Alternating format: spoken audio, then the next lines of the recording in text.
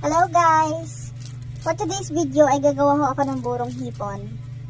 Ayan ho, nilagyan ko na ho ng asin ang kanin. Malamig na ho yung kanin, malamig na ho.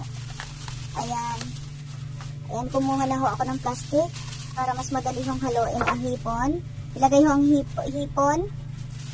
Ang luya at bawang ho, nilagyan ko na ho yan para ho mabango kapag na buro na ho. Ayan, paghaluin lang ho ng mabuti. Ayan, ayan. Medyo ho lamasin nyo ho ng maayos para ho ay lumambot ho. Yung hipon ho ay medyo maduro. Ayan. Ari ho yung first time kong gumawa. Ayan, inilagay ko na ho sa container. Ayan. At ang paglagay ho niyan ay siksik ho. Dapat wala hong hangin na makakapasok. Sisiksikin ho talaga.